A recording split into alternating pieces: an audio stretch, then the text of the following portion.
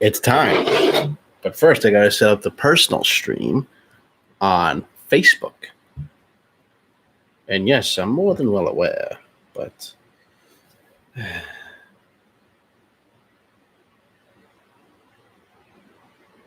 not love stream. I absolutely hate when it spell checks for me. What? Not check in. I need to go live. There we go.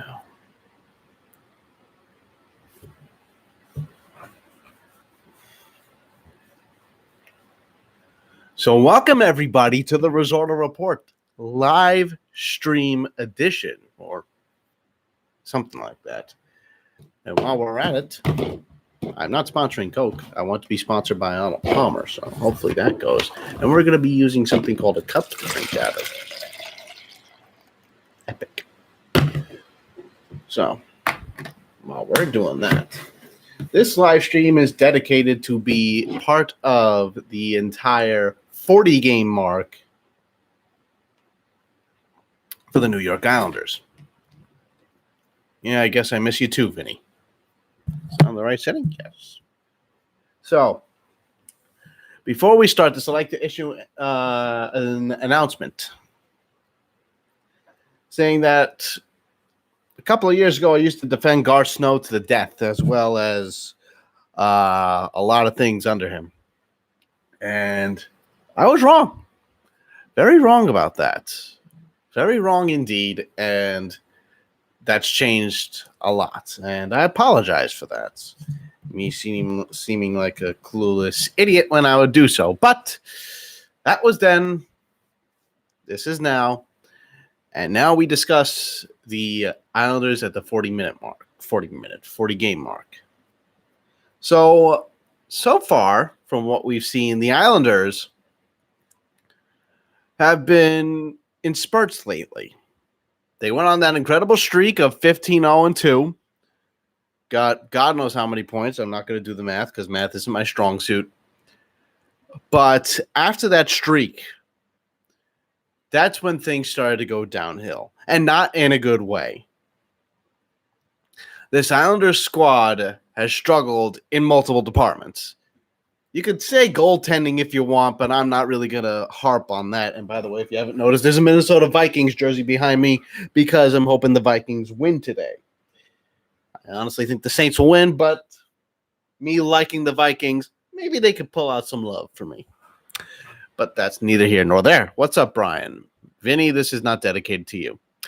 So where am I going with this? The struggles of this team are noticeable. Goal scoring is a big thing now. It seems like the Islanders haven't been able to score more than 2 goals. As a matter of fact, last night they couldn't score 1 goal against a goaltender in Michael Hutchinson, who has an 884 save percentage on the season. Now that's hard to swallow. Very hard to swallow indeed, considering the fact that the Islanders play a very good defensive game. Now, the issue is there's a lot of guys on this squad that are struggling. Whether you call it struggling or whether you call it there's not enough talent, I think it's a combination of both. You've got Anders Lee, who's got 11 goals in the season. You've got Matt Barzal. I believe he has 13 or 15. I'd have to open up the phone, but I'm just going on here. Or I could just do something like this, go to NHL.com and find out there. But the point is, team's struggling. There is no third line. The guys who are being paid to score, such as Jordan Eberle, for instance, who's getting paid $5.5 million for 5 years, he only has 3 goals in 29 games or 30 games, whichever it is, but I think it's 29. 3 goals in 29 games. Are you kidding me? Jordan Eberle, a guy who came into the Islanders organization after a trade with the Edmonton Oilers. Mind you, we fleeced them. And he only has 3 goals this season? That ain't good. Not by any stretch. Anybody who thinks, oh, hey, Eberle's doing great so far. No, he's not. And according to the NHL.com, Eberle only has 3 goals, and I was right, in 30 games. There's something wrong with that. 17 points and 14 assists. He's not a setup man. He's signed to be a goal scorer. Whatever it is with him, he better find it out quick, because I'm putting out an all APB on him for stealing money from the Islanders. He didn't have a good year last year, too, but he came around in the playoffs. I guess you could say when he was needed. Let's see here. Scored 19 goals last year in the regular season. And the season before, he scored 25. And let me put it like this. And Brian over here just pointed it out that Ryan Strome, the former Islander, along with Artemi Panarin, we'll get into that a little later. He registers a point per game. Whether it's a goal or an assist, he still registers a point per game. But the point of this, it's not good. This team has way too many fourth liners on its squad getting regular ice time when they're what do you call it? When they're extras. You see guys like Tom Kuhnackel, Leo Komarov, Michael Dal Cole, or Ross Johnston, along with Matt Martin. Now, Matt Martin is a regular. I'll give him that. He's been playing terribly as of late. Matt Martin is a shell of his former self. Matt Martin doesn't hit anymore. He doesn't throw the body around anymore. It's as almost if he's scared to hit. Now, I understand that Matt Martin isn't a goal per game kind of player, and I don't expect him to score a goal each and every game. Make no mistake. I expect him to make his presence known, but I don't think he's been doing that. You throw in a guy like Ross Johnston, who is basically Matt Martin 2.0, but better and younger. Leo Komarov, while I understand Cal Clutterbuck is hurt, Leo Komarov, 4 years, $3 million per, with a 17 no trade clause. To do what? I understand he's not a goal scorer. I'm not wanting him to score 20 goals a game. 20 goals a year, I'm sorry. But the way he's been playing, he can't skate. If penalty killing were a separate section, meaning if a team signed a guy, let's say offense, defense, goaltending, those are your 3 slots that you need. If there was a slot for penalty killing, Komarov would be perfect for that. But guess what? There is no slot for that. And so now we're stuck with him. And you can't buy him out either. That contract is buyout proof. I'm not good with contracts. I was talking to someone the other day about contracts, and they're good with it. But you can't buy out Komarov. Tom Kuhnackel, he's got speed. I'll give him that. But I don't understand why Barry Trotz puts him on the first line, or even in the top 6. He has no offensive ability. If you're going to be put on the top 6, you're going to have offensive ability. Michael Dal Cole, as much as I like him, hasn't done much. Sure, he's done well in the minors and all of that, maybe before the AHL, or even at the college level, or whatever levels you want to call it. But he hasn't been good for this squad. He's been getting the healthy scratch treatment virtually every other game.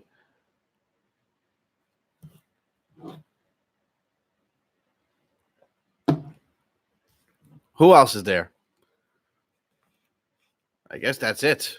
But the point is, you can't keep rolling these guys out there. You can't roll Tom Kuhnackel. You can't roll Leo Komarov, Ross Johnston, Michael Dal Cole on the same team at the same time on the ice. You just can't. That's a recipe that's going to fail instantly. And so far, we're seeing it. All of these guys so far on this squad haven't been playing well at all. The goal scoring is lacking, and the offense is just pitiful as a whole. They also pass too much. Mind you, they are always constantly passing. Not enough shooting. And on the power play even, it's playing the perfect passing game. And while, yes, they're at the 40-game mark, and they're in 3rd place in the division, this is a division that will catch up on you quickly. If I am to look if I am to look at the NHL standings, let's see here. I got to move this out of the way.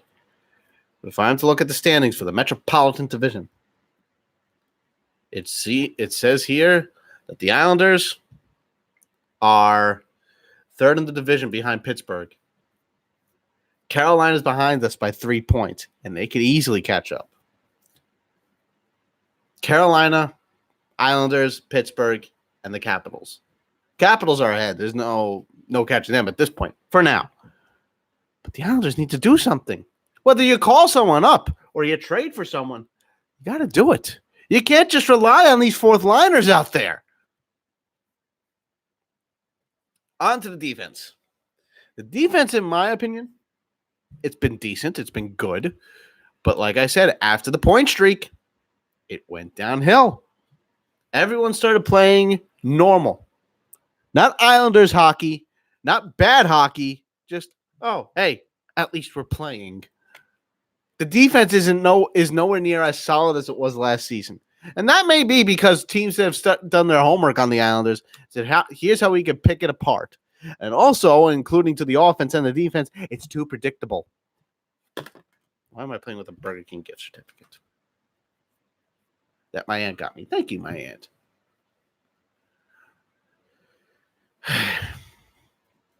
Brian, you're right. We do need an offensive spark. I don't know who it's going to come in the form of, though. The only thing that I could say is Lou makes a move and calls up Andrew Ladd, Kiefer Bellows. But I've seen people say they don't want any. They want a trade, and I would like a trade. But will Lou Lamoriello make a trade? That's the $1 million question right there. Honestly, I don't know. The only trade that Lou Lamoriello made in his Islanders tenure so far is getting the Islanders Matt Martin in exchange for Eamon McAdam, a nothing goaltender. We lost John Tavares in free agency in 2018. Okay, fine. I'm more than over that, but that's not why I'm upset.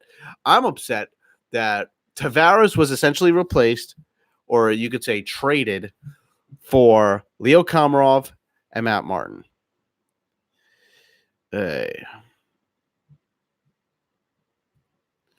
The issue here is that this team doesn't adapt, in my opinion. And as much as I trust Trotz, and it's not his fault, he's rolling out these guys trying to get a spark, but there is no one to get a spark from. You're not going to get one from Kuhnhackl. You're not going to get one from Komarov. You're not going to get one from Dal Cole, and you're probably not going to get it from Johnston. Johnston, you'll get that fourth line presence, which I'm fine with.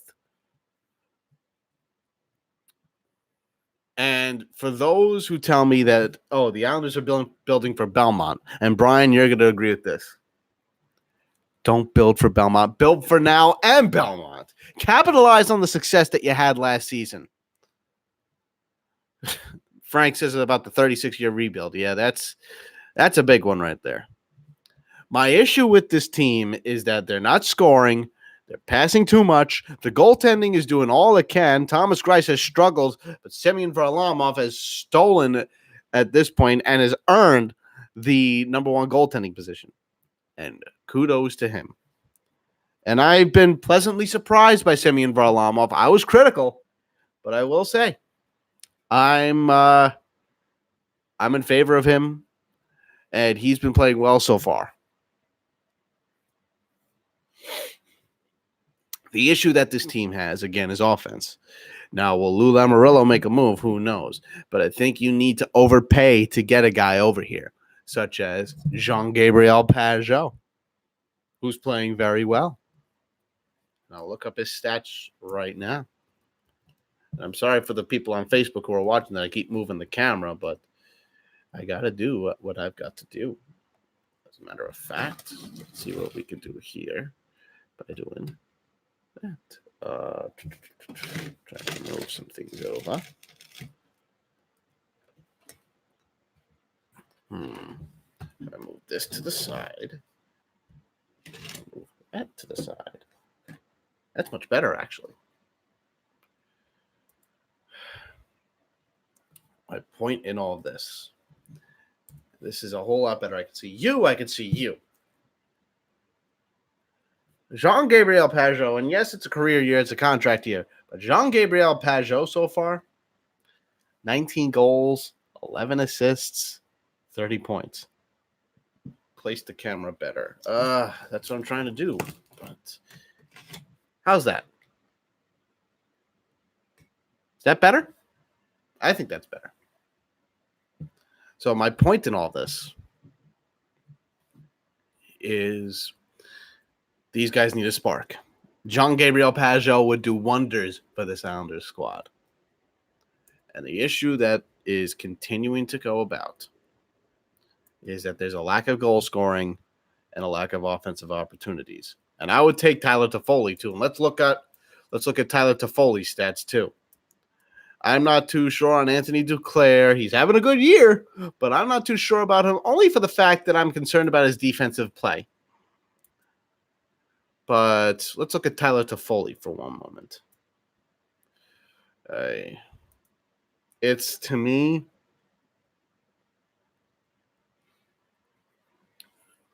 $11 goals, 13 assists, 24 points. For a guy of his caliber, I'll take him. I would love him. He's not, a 30-goal scorer, but I'll certainly take him. He is someone I would like to have on the third line for the Islanders. It would bring consistency. Bringing Pageau would be a big hit to this team in a positive fashion. Now, the issue is, what's Lou going to give up? He's not going to mortgage the future. Well, us fans, we're not saying sell everything, mortgage the future. We're not saying that. What the fans are saying is make a move to improve the team. And if you have to sacrifice some guys in Bridgeport to do so, then do it. Because just doing this wait and see BS isn't going to do it. Let's see. Lou isn't doing a thing. He's here to have lunch with Sonny Boy. He's the biggest thief of all. He controls who plays, who doesn't. There's a huge power struggle between the egomaniac Lou and Trotz. That's what I know. I don't know if that's I honestly don't know if that's true or not. I have heard rumors on that. I have heard rumors that Trotz is at odds with Lou. I'm not 100% sure on how official that is. But if that is true, now it could be just a load of BS, but if it's true, then Lou needs to step off. He needs, and I'm not saying fire him. I'm not saying that. I'm saying Lou needs to take a step back and let Trotz do his job. And you can't have Trotz do his job by giving him these guys who can't play. And I don't mean that these guys aren't skilled to play hockey. I'm not saying that. But what I'm saying is you're overflooding this team with a bunch of extras rather than a bunch of, guys who could score, who could help this team offensively. You want to give me a locker room culture BS? I don't want to hear that.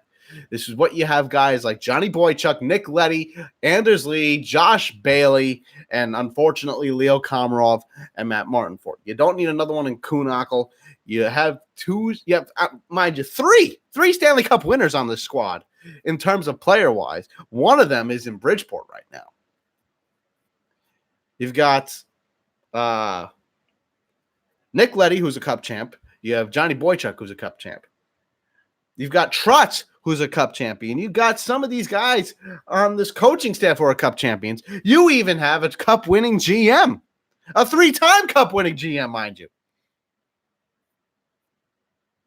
I want to know what the source is, Frank. If you could give me that source, I'll believe it. I don't want to hear a reliable source and not hear a name. I want to hear an actual source.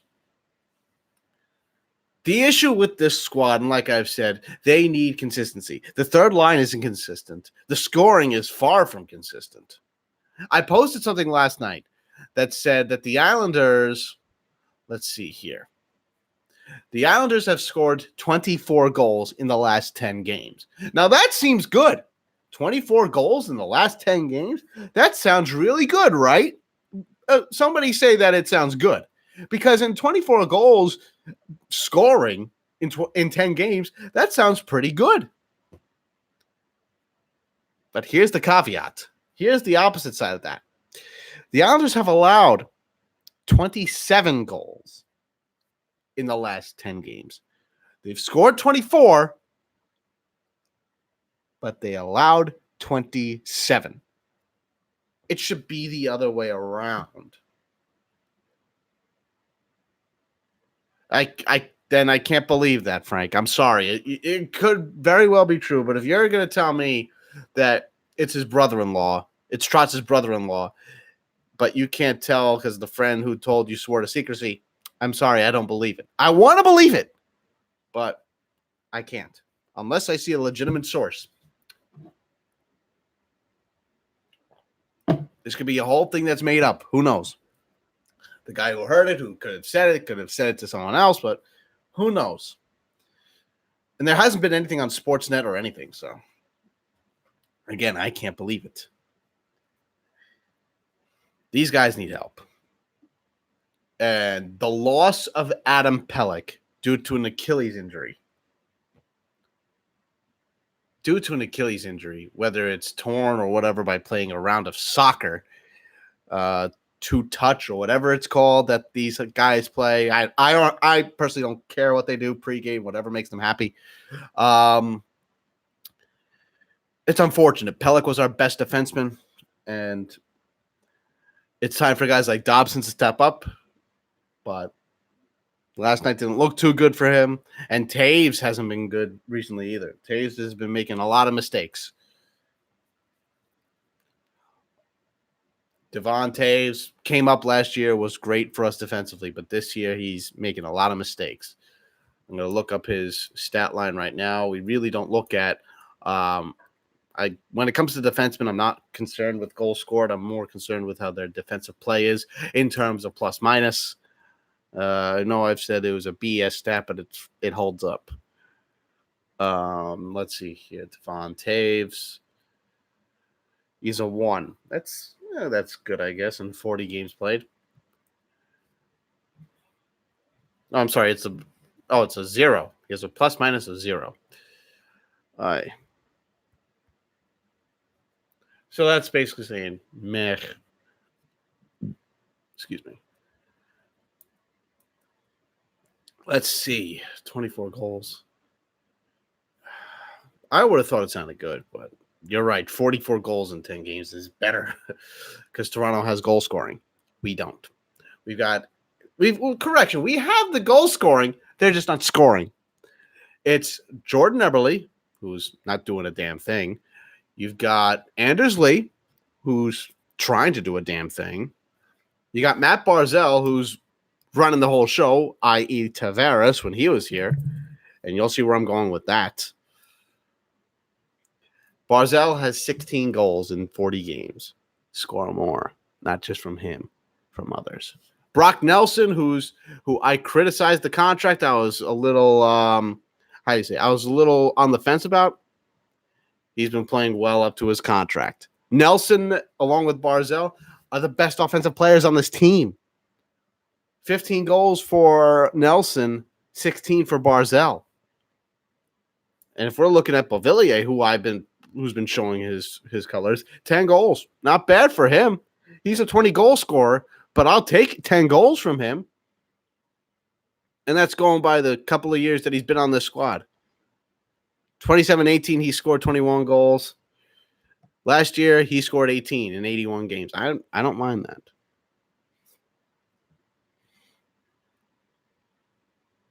The team needs to step up offensively, and seeing what these guys are going through, seeing the struggles that they're having, and nothing is being addressed to it, it's not good. It really, really isn't. And the fact of the matter is that when it comes to these guys, goal scoring wins games. Lou Lamoriello said something in the offseason or the preseason or whenever it was that he's not concerned with goal scoring. He's concerned with he worries more about goal differential.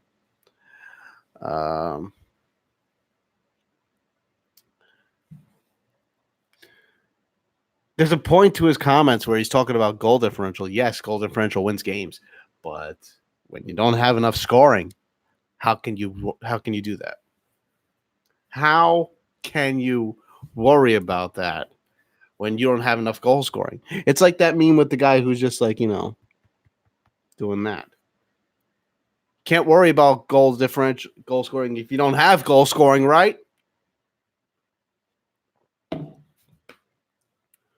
Lou talked about goal differential. We had the second worst of the 8 Eastern Conference playoff teams, plus 10. Only Philly is worse. Wow.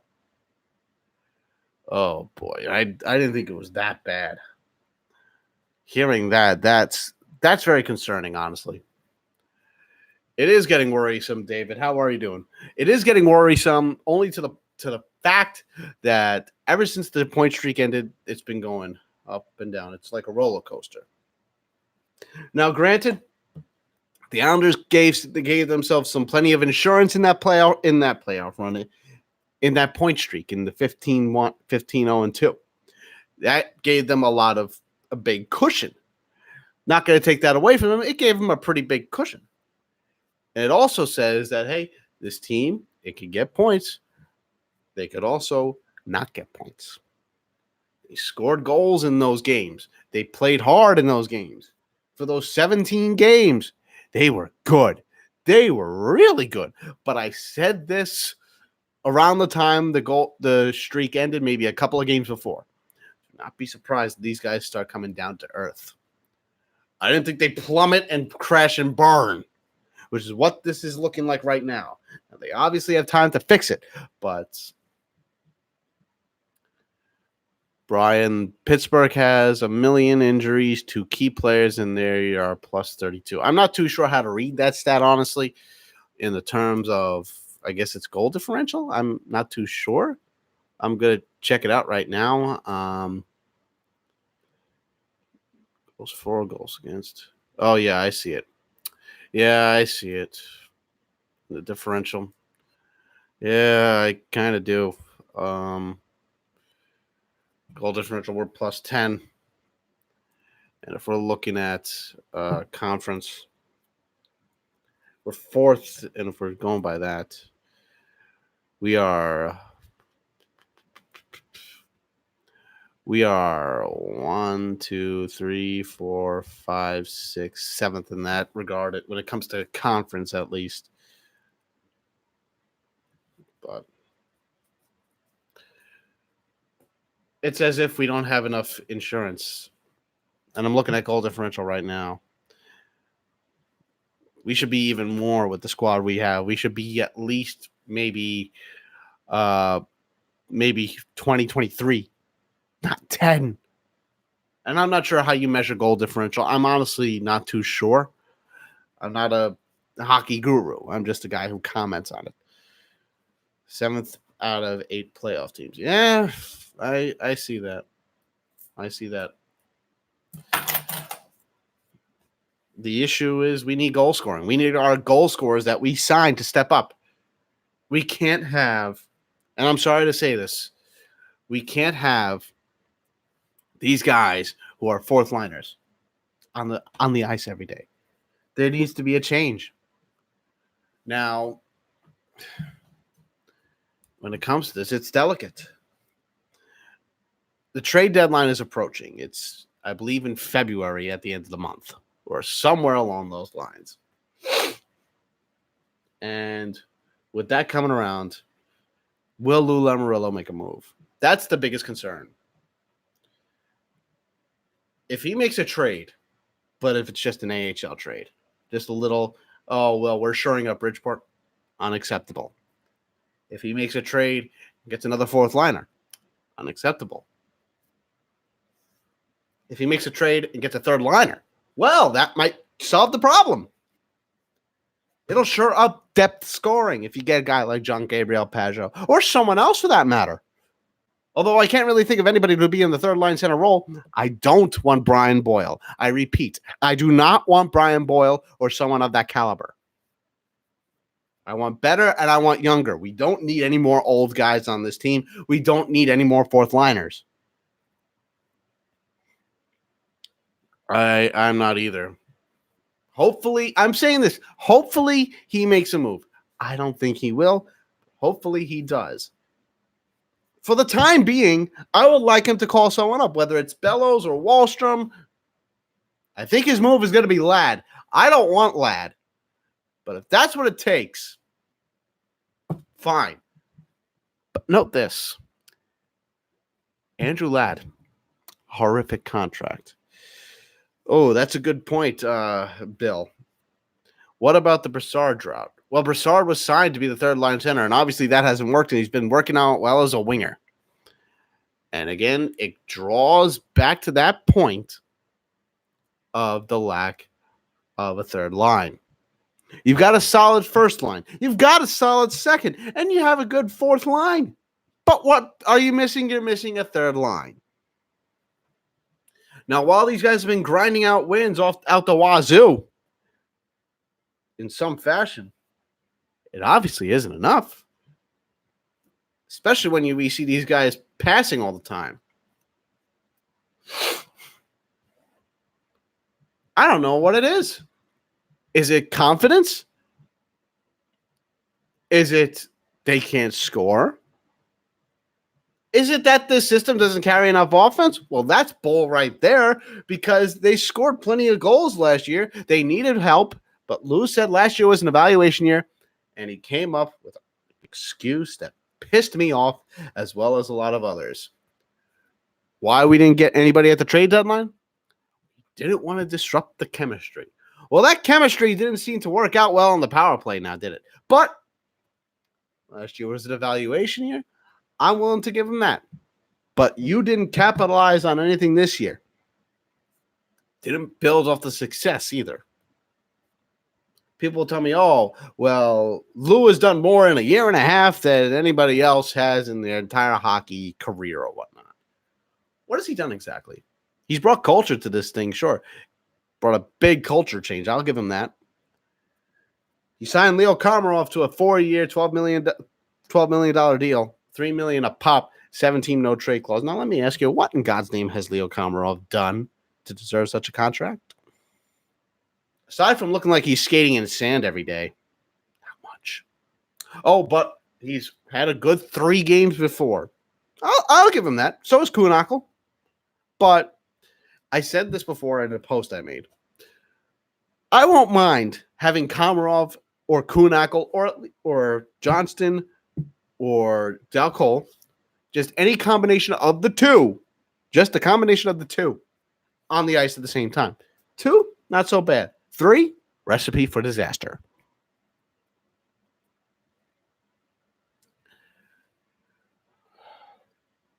There needs to be a move. Now, it has to come soon because the team is struggling, and you see it in Trotz's face. Now, granted, they played well yesterday, but they couldn't beat a goaltender who has, before last night, had an .884 save percentage. 2, 6, and I think 1.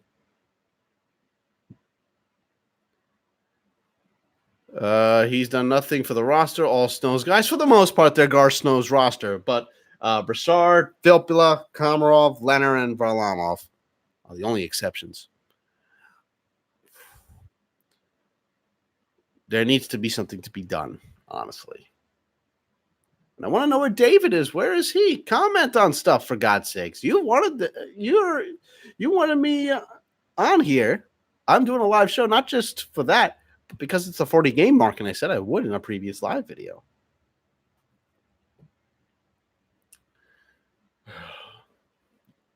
The only thing that Lou has done really is just bring back the team, bring back the same team.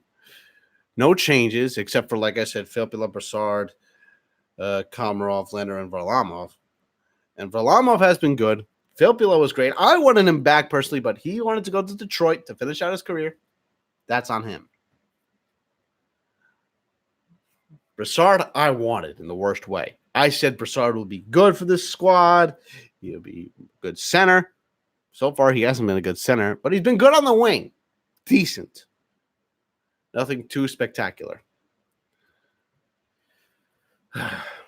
There's no youth on this team, really. It's Beauvillier and Barzell, and the rest are veterans. You want to count Kuhnhackl as youth? I guess. He's a 2-time Cup champ with the Pittsburgh Penguins. But name me a time. Honestly, name me a time where in his time with Pittsburgh, Tom Kuhnhackl played on the first line. I'll wait. Highly doubt he has, but I'll wait.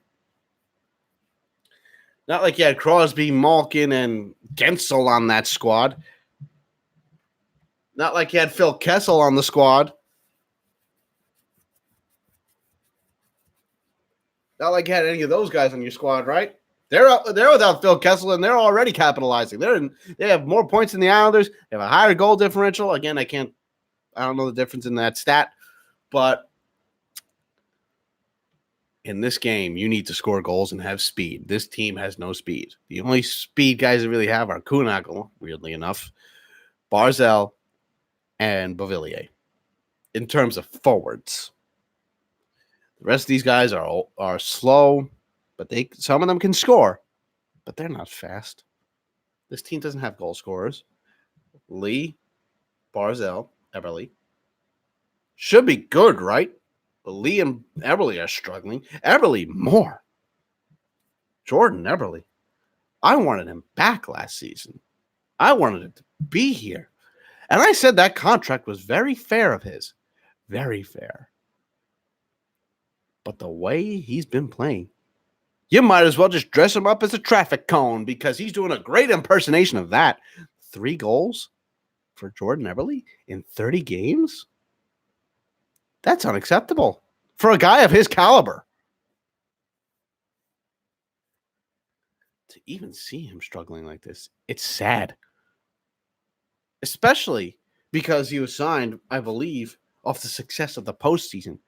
But let's remember this. The postseason is completely different from the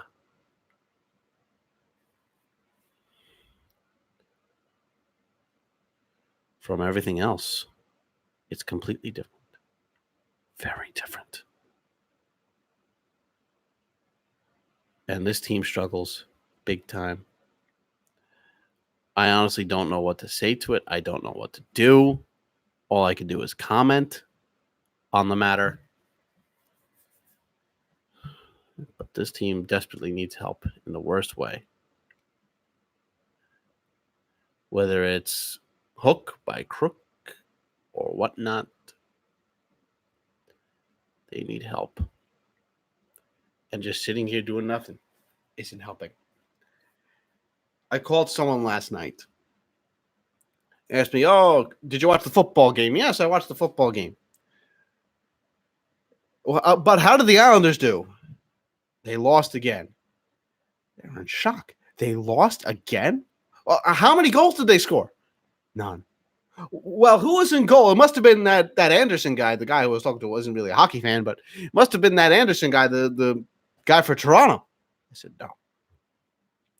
It was the backup. Well, how good is the backup? An 884 save percentage. Well, is that good or bad? That's bad. That's really bad. And the Islanders got stonewalled by him? Yeah. Well, it's a bit of a slump. No, it's not a slump. It's a struggle. It's an offensive drought. And there's no goal scoring on this team that has come up. As much as I want Ho-Sang up, I don't think he's coming up.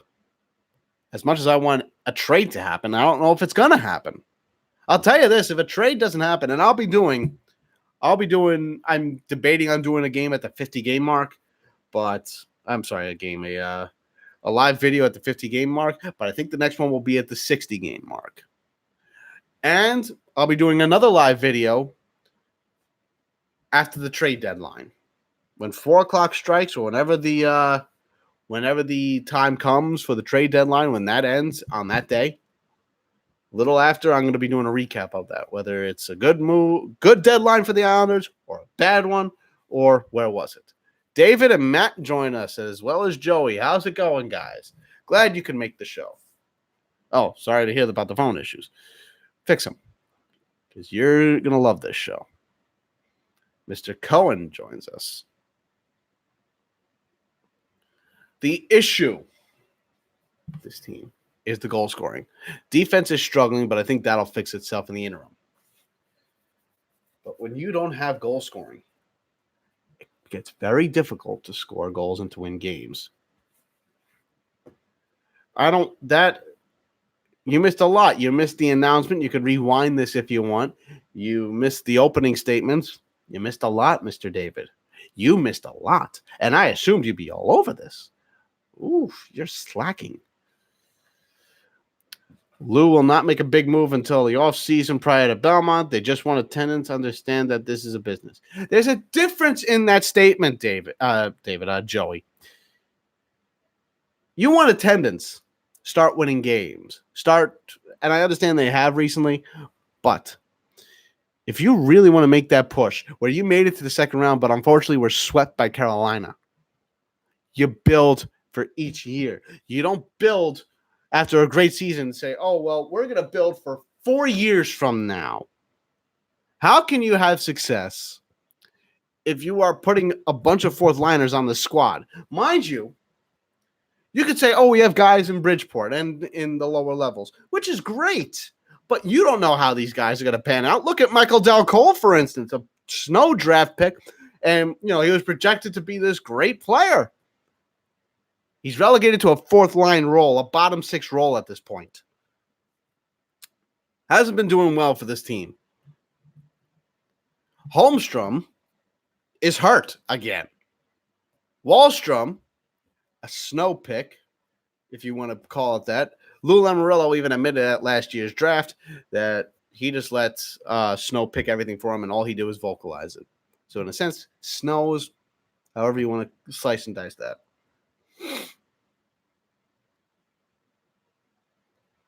Anybody who's ready. I don't think Bellows is coming up. And I think Andrew Ladd's going to be the solution. Now, if Andrew Ladd is the solution, and there are no moves at the trade deadline, and Lou thinks, oh, well, this chemistry is what we need. Oh, boy. That's not going to be good at all. And I already know a lot of people who are disappointed in Lou and were being very patient, who are saying there's got to be something that needs to be done. When it comes to this, and Lou hasn't made a move. Mind you, in the whole entire year of 2019, yes, that is correct. The entire year of 2019, there was no move made trade-wise. No picks were traded at the trade deadline. No one was traded, no player-wise. The only player that was traded in Lou's tenure as a GM was Eamon McAdam for Matt Martin. And at the time, that was a good move. Reunite the best fourth line in hockey. Now, here's the issue with that. The best fourth line in hockey can't be the best fourth line in hockey forever. They get older. Matt Martin is older. Cal Clutterbuck is older. He's hurt, which can speedy recovery. But you need to move on. You have Cizikas there. He's what, 29? He can hold down the fort there. Put Johnston in. And if you want, put Kuhnhackl in that position. Even Komarov even. But don't just keep rolling out the fourth liners each and every time. You've got way too many of them. I want to see a move made in the most desperate of ways. But do I think it's going to happen? I don't think so. In order to make some moves, you have to overpay to an extent. I'm not saying, and people will tell me this, oh, well, you don't want to mortgage the future. No, I'm not saying you mortgage the future. I'm saying you got to give to get.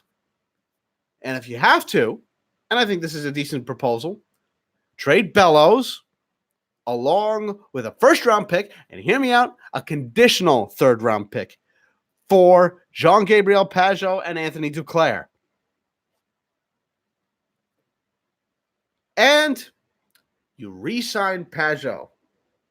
If you have enough money left over from re-signing Barzal, Pollock, and Taves, who are restricted free agents this summer. You can't complete this season with the same squad that you came in with. I'm sorry, you can't. You just can't.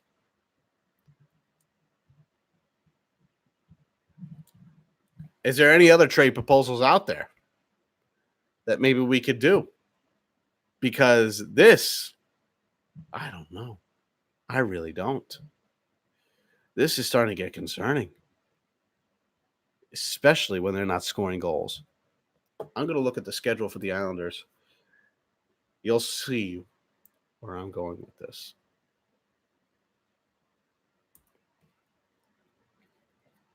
Here's a big issue I've been having lately, and we'll dive into it. The last couple of games been miserable. Against Toronto, we scored no goals. They're a good team. Played well, but you couldn't get past an 8.84 goaltender. New Jersey, bottom feeding team, scored 1 goal, couldn't get more. And they won 2-1. Against Chicago, another bottom feeding team. They scored 5 goals on us. We only got 2. Columbus, middle of the pack, scored 2 goals. They won by 3. They scored 3 goals. And it was a last-minute goal, too, or last 3-minute goal, whatever it was. Anaheim, we scored 5 goals against Anaheim. 5 goals. Mostly because we played terribly. I'm sure Trotz got under their skin, under the player's skin. But Anaheim won in the shootout. Nashville, if you remember this gem, 8 goals allowed. 8. Thomas Greiss allowed a bunch. Varlamov allowed a bunch. It was just a mess. That's where it started, really. I'd call Detroit, but Detroit's going to be looking for a lot of guys.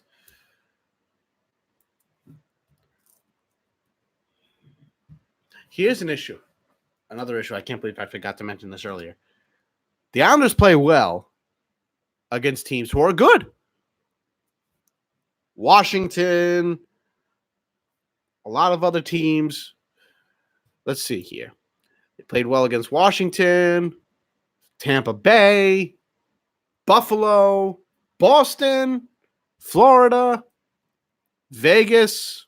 And I'm scrolling through all this. Pittsburgh, they played well against. Philly, Toronto the first time. They play well against these teams. But here's what bothers me the most. San Jose, Anaheim twice, LA, Chicago, New Jersey. Bottom feeding teams we seem to struggle against. I don't have an answer as to why. Pretty sure you don't either. But it is concerning when you have trouble against the bottom feeding teams of the league. Or in their division, at least. When you lose against a rebuilding Anaheim team whose injuries are astronomical, and you're losing to basically the San Diego Gulls, who are wearing Anaheim Ducks uniforms, that's cause for concern. A big cause. You couldn't beat a rebuilding team twice. Once on their home turf, or their home ice, and on ours. And the Islanders have struggled at home recently. Playing decently on the road, but struggled at home. They've lost their last 4 home games. I have no idea what it is with this squad, but they need to step up. And it's where Lou needs to make a move. Because against the good teams they play decently against, they play well against them.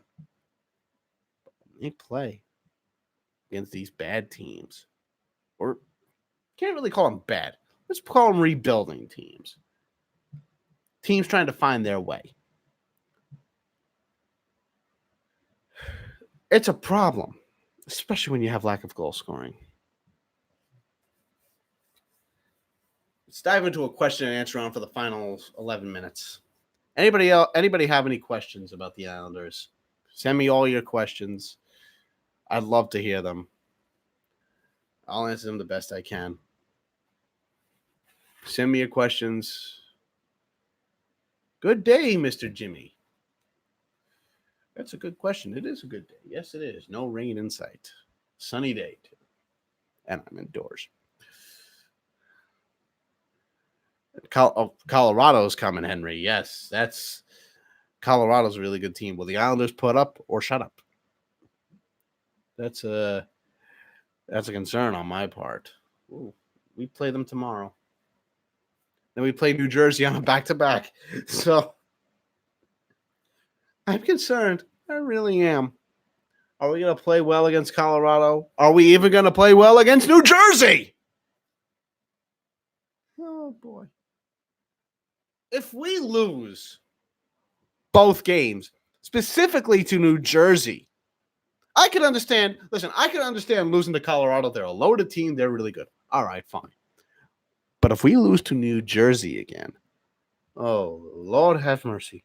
That's going to be a problem. Because then after New Jersey, you have several days off. We have 3 days off, Wednesday, Thursday, that Friday. And then we face Boston at the Barclays Center, out of all places. And then the Rangers, we face the Rangers at MSG with a back-to-back against Detroit at the Coliseum. And then the Rangers come again to the Coliseum. And then then Washington comes to the Coliseum. And then there's a back-to-back against Carolina that Sunday, the 26th. And then we face the Rangers again. So that's the Rangers 3 times in 2 weeks. Will we beat the Rangers? Will we beat the Red Wings? Will we beat the Capitals? Will we beat the Hurricanes? Will we beat the Bruins? Will we beat Colorado? Will we beat New Jersey? I'm not so sure, honestly. These are winnable games. The New Jersey game was winnable. The Ducks game was winnable. The Toronto game, very winnable. The game against Chicago should have been winnable. We could be 8th seed by the end of the week. I don't think it's going to be that bad, but we need help. I don't think we'll be 8th seed on. Oh, 8th seed. Okay, not 8th place. Never mind. Yes, I could see 8th seed, if anything. 8th seed, I could see. Seed, I could see. That's a nice play on words in a sense. But 8th seed, yeah, I could see that.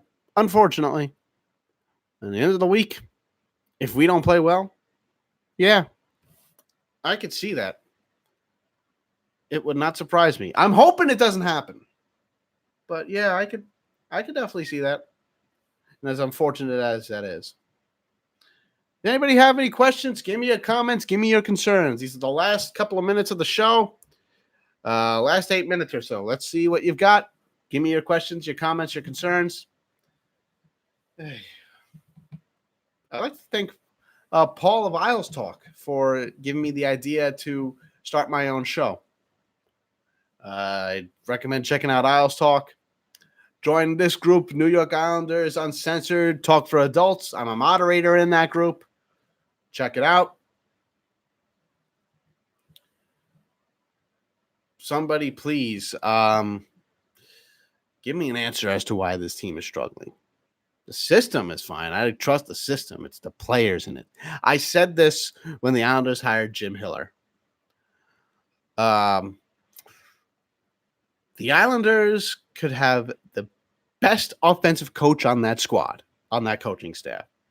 But if you don't have the goal-scoring talent on this team to accommodate him, you're not going to get much. Tweak the lineup for a third line center. I agree. That's where Pajot comes in. Maybe gets something else. You're right, Brian. There is a lack of talent. So far, with the way the Islanders are playing, I can understand losing to Colorado. They're really good. They're loaded. I could get that. But against the Devils, if we lose against them again, oh boy, that's going to be a fun recap show. I could tell you that. And having that, it's not going to be good at all. To that fact, it's going to add to the list of bottom-feeding teams that this Islanders squad has lost to. And Bridgeport ain't doing so well either, from my understanding. They're hanging in there, I guess. Stop playing the same players. I agree. Improve the power play. Stop passing it so much. But at the same time, Trotz has to put up the same players because it's not like you have any additional goal scoring. You got Kunackle, Komarov, Martins, and Dalcole or Johnston. They aren't goal scorers. So you're really not going to get much. We'll look up the AHL quickly, see what that brings us. AHL standings. Standings in the American Hockey League. Oh, boy. Everybody pray on this one. Oh, boy. That's reassuring. The Bridgeport Sound Tigers in 7th place with 31 points. The next team up is the Charlotte Checkers. They have 37. So we're 6 points behind. This team hasn't played well at all. Why is Thompson still here? The players love him. They love him so much. Well, the players love Doug Wade and Jack Capuano too. And they went. They responded to Barry Trotz, which commend them for that. I'm skeptical about calling up Andrew Ladd, honestly, but at this point, team needs help. And standing here doing nothing isn't helping either. Now, what guys are free agents next season? Will Lou go after them? Who knows? I will tell you this. I think Sorokin's coming. But my question is with this when it comes to Sorokin. Will he be the answer? Will he live up to the hype? Stro, you're familiar with Bridgeport. If you could give us a quick recap. Here's what Stro says about Bridgeport. Bridgeport has been very disappointing. Our talent in Bridgeport is capitalized, not as strong as we think they are. And that's not good, especially when you made the playoffs last year for the first time in what? 15 years? And then you go and have this performance. I can see us playing well against Colorado and winning, but definitely not feeling confident against the Devils. It's just been their MO this year. They've been playing down to their competition. To their game so far, from what we see, is they play well against good teams. They play all right against middle-of-the-pack teams. But when it comes to the bottom-feeding teams, they play down to their level. Bad. And it shows. Bad. Oh, you bought a TV package for them. Oh, okay. They're struggling. From what I see stat-wise, their goaltending isn't good. And how many goals does the most guy have in Bridgeport? Bellows? 11 goals? In how many games played? 37 games played for Kiefer Bellows.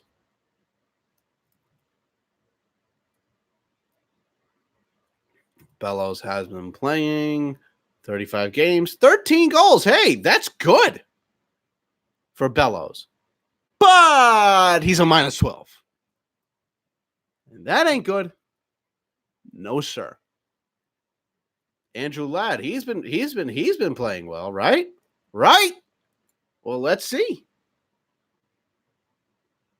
In 24 games played, Ladd has 11 goals. -3 in plus minus. They need help. And if the big move in the offseason, in the trade deadline, is acquiring AHL help, I'm going to deem that. And if there is no NHL help, guess what I'm going to deem it? Unacceptable. The only way it could be acceptable is if this team acquires a big piece. Now, I'm not talking about getting a, how do you say it? I'm not saying get the top line guy of, let's say, the New York Rangers. Or let's get some guy who's a top line scorer who's going to be a rental. No, I'm not saying that.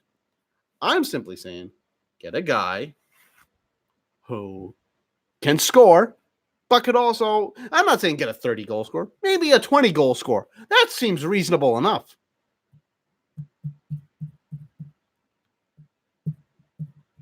Get a third liner who could score at least. Even if he scores, let's say, 15 goals in the season, but he could help the depth scoring.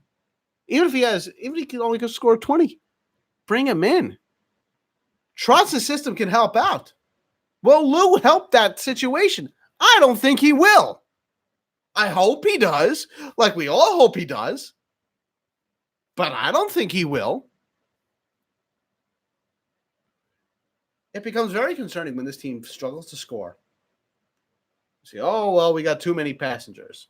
And I don't blame Trotz for this at all. I don't blame Trotz.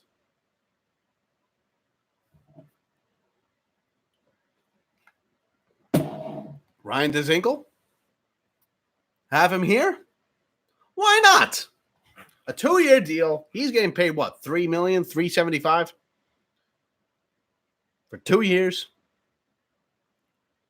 And we don't have him. Carolina does.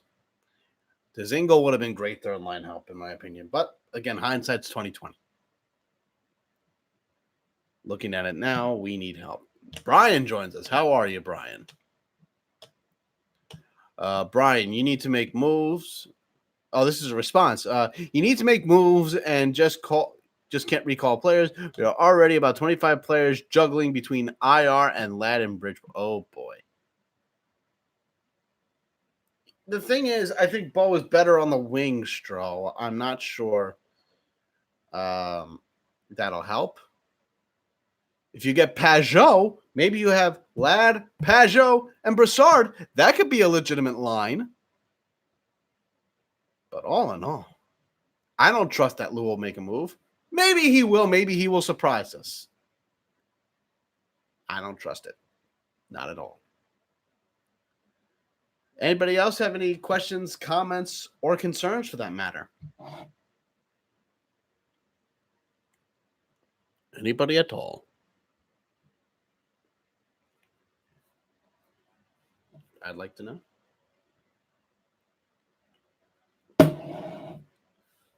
Questions, comments, concerns about this team. We all know there's a lot.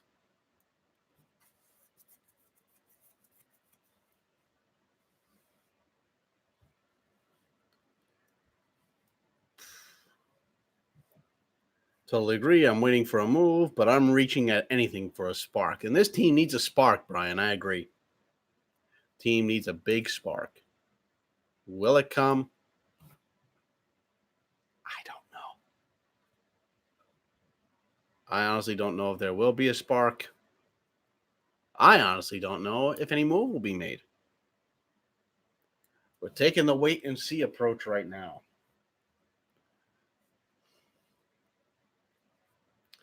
Honestly, the wait and see approach is turning into how many goals have we scored in the last 3 games?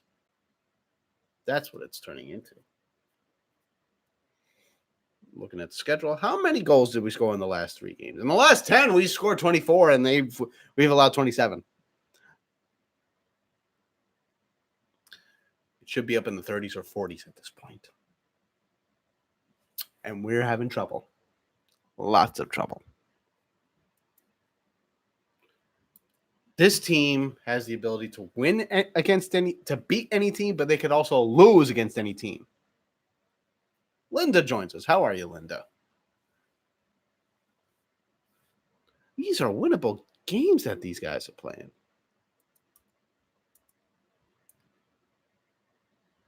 Last 3 games, we've scored 5 goals. But again, the last 10, we've scored 24. And we've allowed 27. You'd think our goals for would be higher at that point in the 10 games. But the goals that we've allowed have overcome what we've scored. I find a big flaw in that. Very big. And I'm hoping this team finds some way to turn it around. Because honestly, I don't know if they can. I'm sure they can. But it's going to be a lot. It really will be. And I am legitimately concerned if we lose against both Colorado and New Jersey. If we lose against New Jersey, period, I'm going to have concerns. If we play well against Colorado or if we get our asses handed to us, it's not going to be good, especially if that follows a loss against New Jersey. We shouldn't be losing to teams like New Jersey. We should be whipping them, taking them out for dinner and dessert and back. We'll be in New Jersey after the game against Colorado at the Coliseum.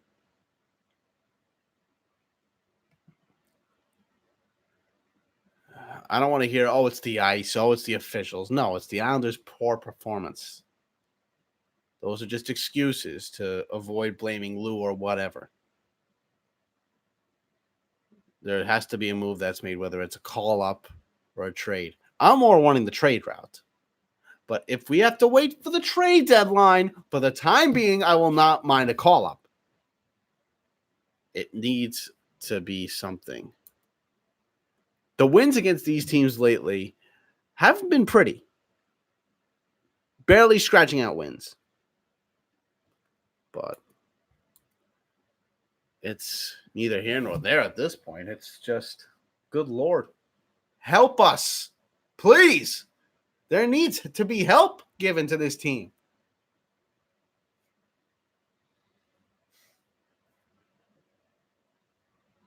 It's difficult.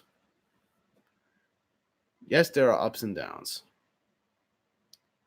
Right now, we are running out of ideas. Bo was at center until about his second year here. And I think he's been better as of late as a winger.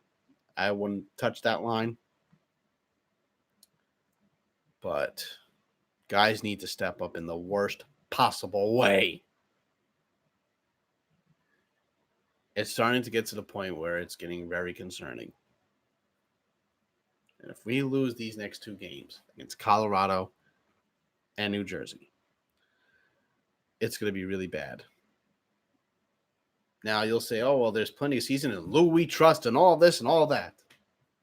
You could trust Lou. I don't. I trust more in Trotz. But Trotz can only do so much for this squad. Go Vikings, because I'm obviously rooting for them this game. And by the way, this is an old Matt Castle jersey. I've been a Matt Castle fan since he was on the pitch. Was that intercepted? Oh, good Lord. Well, that's a great way to start the game, Minnesota. Perfect. Thanks a lot, Kirk family member cousins. Yeah, Toronto off the field, yeah. The big playoff game. First pass, and it caught by Thielen. Fumble Ruski. Way to go, Thielen. Ball was flying. No lines are working. Adam Thielen's got some butterfingers. Jim, how's it going, Jim? No lines are working, you're right. But the issue is that I have. You've got a first line, you got a second line, you got a fourth line. You don't have a third line. You don't have that one thing to hold it all together. And don't give me a chemistry excuse. I know, I'm watching right now. There's coughed it up. Sadly, not much to recall from Bridgeport and no centers. I guess for now you could rely on the wing, but is Bardreau still healthy or is he still hurt? I honestly don't know. I really don't. At this point, we need help. A trade has to happen. I'm sorry. It has to. Whatever it is, this team really needs help. That's what I'm going to say to that. They need help in the worst possible way. They're slipping bad. Very bad. The way without no goal scoring, it's bad. Scoring 1 or 2 goals a game ain't going to win it. I believe in goal differential. Well, goal differential can't save you if you're losing. It can help you if you're winning, sure. Lou needs to seriously wake the hell up already. Yes, that's a massive understatement. Bardreau's done nothing since going back. Oh, boy. And I was hoping for Bardreau to come back, but if he's doing nothing, that ain't good. Team needs help. What do you want me to say? That everything's all hunky-dory in Islander land? No, it's not. It's far from hunky-dory. It's more like something needs to happen. Scoring 1 or 2 goals a game isn't going to help. And like I say in my videos, the Islanders have this philosophy of saying, we only got 1 goal. That's all we'll need. We're great defensively. We got this. No, they don't. They don't got this.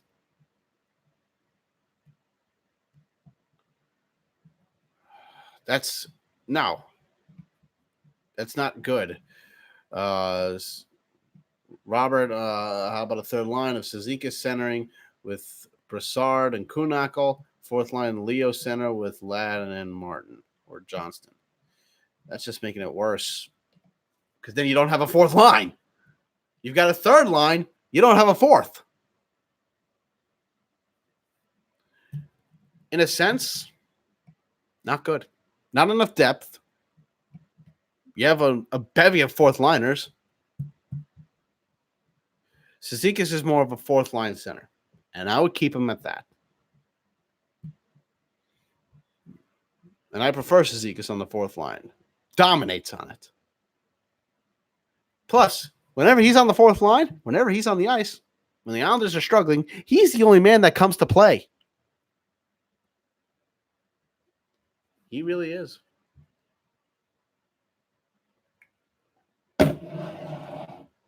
But for now, I'm going to call it a day in terms of this show. I will see you all at the 60-game mark. But if the trade deadline happens before then, we'll be seeing you then for another live video. Stay tuned tomorrow for the Islanders post-game show, Isles Recap Edition, after the Colorado Avalanche game. So for now, let's do my signature outro. Thank you very much, everybody, for watching the Risorto Report live stream edition. I'm your most gracious host, if you've not been blessed with my presence, Greg Risorto. And I will see you after the game against the Colorado Avalanche. Please remember to like this video. Comment down below, obviously, if you liked it or not. Please subscribe to my channel on YouTube at the Risorto Report. Follow me on Facebook at the Risorto Report.